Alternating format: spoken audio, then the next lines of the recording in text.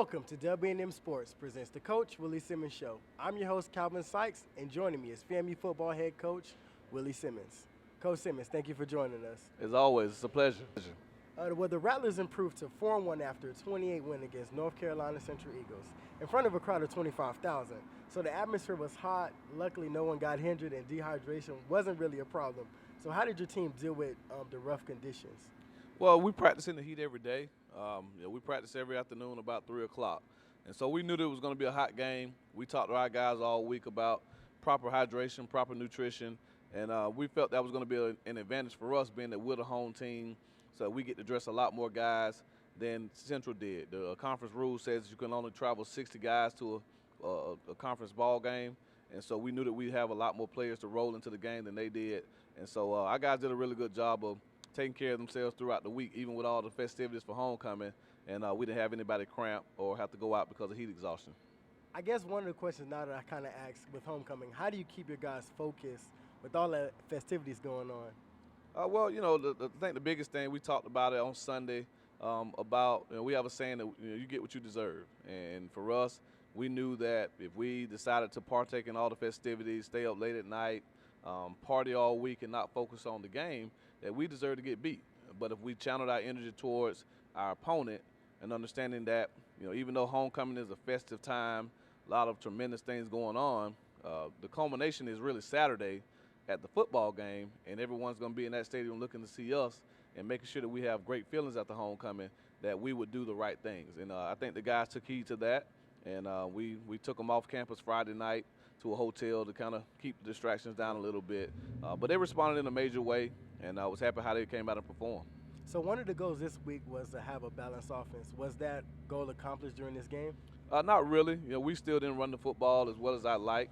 We had a couple of big runs there with Bishop Bonnet, but again, we don't have the consistency in the running game that I would like to see. We threw the ball extremely well, did a lot of things. Ryan had over 300 yards passing. Xavier Smith, 9 catches, 129 yards. We threw 4 touchdown passes in the game, but we still aren't doing a really good job running the football. So we definitely have to make that a point of emphasis this week.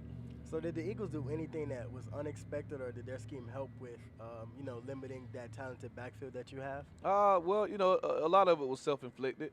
Missed assignments up front, a couple of missed reads by the running backs. But overall, just not straining the way that, again, we talk about playing with tenacity, finishing blocks, finishing runs, just playing with that edge. And so, again, that's something that we've addressed this week because we know we have a physical ball club coming up ahead. But we want to make sure that we're spoken of as a physical football team as well. Marquise Bell has had sensational play throughout the whole season. So what impact has he had in the secondary along with Terry Jefferson? Well, he's a guy that's very talented. He's long, 6'3", rangy, 215 pounds. So he's built like a linebacker. So he really, lays the wood. Is an enforcer on the back end, and has great ball skills, as evidenced by the number of interceptions that he's had this season. So he gives us a lot of flexibility in the secondary. Then he, along with Terry Jefferson, who's been a 4-year starter for us, all-conference caliber performer, really gives us 2 guys at those positions that can set the defense and really make dynamic plays on the ball. One of the things that kind of surprised me during the game was Ryan Stanley running the ball this game. He's already an established passer. So was that a part of the game plan, or just you saw something that the Eagles allowed you to exploit that during the game? Well, going into the game, we weren't expecting as much man coverage as we saw. And one of the things about defense is when you play man coverage, typically you don't have anybody responsible for the quarterback. And so we felt that there were some opportunities in the run game for Ryan to carry the football on some read option plays. The defensive end allowed him to pull the football a couple of times. And, Ryan's an accomplished runner. Early in his career, he was a very proficient runner. As when I came in, we made more of an emphasis to make him a passer, to try to keep him from taking some unnecessary shots. But that element has always been there, and we just decided to exercise it on Saturday. And fortunately for us, it worked out in our favor. So would that be a plan for future games, or is it just something that, as you always say, it's on the film, so we may pull it out next time? Well, I think it gives teams something to prepare for now. Now that they know he's a running threat, it gives them one extra element to have to prepare for.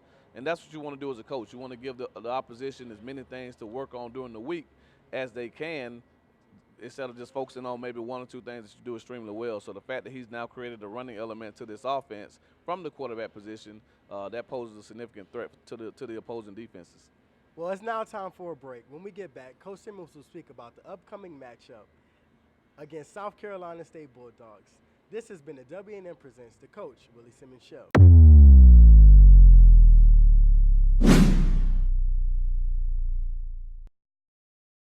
This is a WANM Sports Presents the Coach Willie Simmons Show. Coach, now the Rattlers take on South Carolina State in Oliver C. Dawson. This is the third game in the MEAC Conference play. Last year they beat you guys 44-21. So what were some takeaways from last year that you noticed that went wrong last year? Well, last year's game was a unique situation because of Hampton's untimely exit from the conference.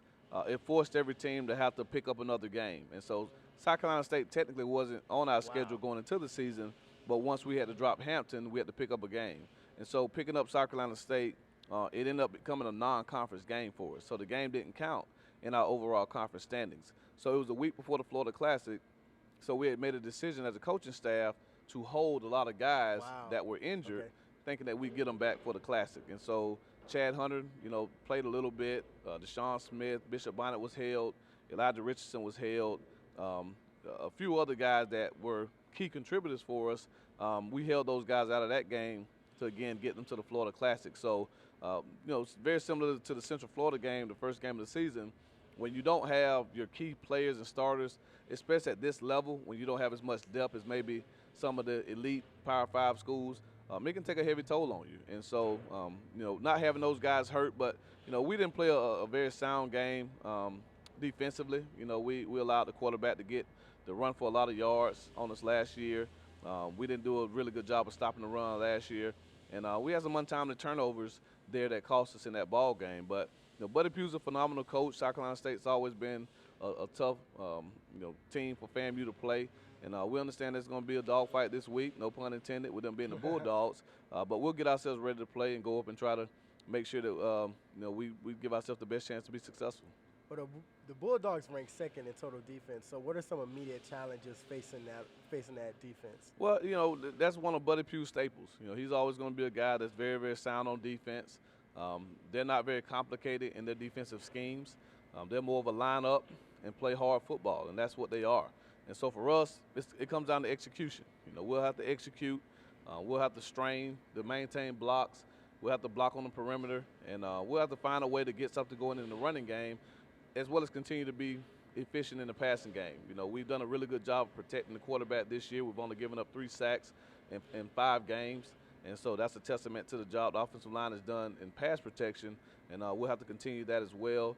And just continue to get the ball to the playmakers in space, Xavier Smith, Zende Ray, Bishop Bonnet, Marcus Williams, and those guys, and let them continue to make plays for us on the perimeter. The Bulldogs quarterback Tyree Nick has had a career-high 5 touchdowns against Delaware State.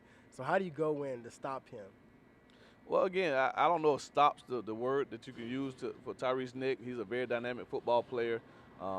We look more so to contain him. We want to make sure that we keep him as a single threat guy. He's a true dual threat quarterback, being able to run the ball as well as throw the football. So we can take one of those options away and make him become just a passer or just a runner. I think we have a much better chance for success. But our defensive staff is working extremely hard to put together the best game plan possible for him. And I think our guys will respond in a major way. Welcome back. So now one of the things that I find interesting is you came up with this motto, fight to finish. So tell me, where did that come from? A lot of it came from the way we ended last season. We had a great mid-season run, reeled off 5 straight wins, was sitting at #1 in black college football, 1 game away from clinching our first conference championship in 7 years. And, for various reasons, the wheels kind of fell off. And we dropped our last 3 football games and pretty much threw away an opportunity to be conference champs. So going into this season, we wanted to make sure that we placed a heavy emphasis on doing the little things all the way through. It's not about just starting fast, not just about having good production midway through, but it's about finishing everything that we start. Finish is one of our 7 F's already, but we wanted to make sure that we placed a lot more emphasis on the fight part, which is one of our F's, and the finish part, which is another one of our F's. And so that's kind of where the philosophy behind Fight to Finish came from. And it looks like it's picked up pretty well, and the fans seem to be excited about it. So how did you go implementing this plan when you guys have, the spring practice, spring game, and then fall practice going into the season? Well, I think it's all about, your approach to it, the preparation. Anything that you say you want to be, you have to emphasize it. And so we've done a lot of drills in spring, in summer, and even in training camp that deals with finishing. A lot of put these guys in a lot of positions to where you have to make a decision to push through and persevere or give up, and we just continue to stress the importance of just fighting, persevering, pushing through any type of adversity that comes our way. And I think that's really helped our guys kind of grasp that whole concept of finishing. And, again, everybody starts the race. The old saying, everybody starts the race, but not everyone finishes. We want to make sure that we're the last man standing, but in order to do that, we have to develop great habits throughout the week of what finishing looks like. So that's not just on the football field, that's in the classroom, that's in study table, that's eating right, that's in the weight room, that's in our social lives, our spiritual lives. Everything that we do, we want to develop finishing habits, and we feel like those things will translate into successful play on the football field. So being that you're a hometown guy, I know the March 100 has probably been a staple in your childhood. One of the things I saw on social media that kind of blew up was you leading the March 100 after the game. So tell me how that experience was like. It's an amazing experience. Growing up, watching the March 100 as a little boy, just the amount of admiration that I have for those, for Dr. Chipman and the job that he's done, for the various band members who I've developed relationships with over my short time here as head coach. Just an amazing feeling to be able to win homecoming, getting ready to sing the school alma mater, and to see Dr. Chipman, signal me to come to the band to lead them was a truly humbling but amazing experience. And it just shows that the family that we talk about is real. And that's not just the football family, but that's the football band family. That's Florida A&M University. That's a sellout crowd of 25+ thousand fans on homecoming. And everyone just coming together to represent this fine institution that we call home. Well, Coach, I want to wish you best of luck against South Carolina State. I'm Calvin Sykes, and this has been the W&M Presents the Coach Willie Simmons Show.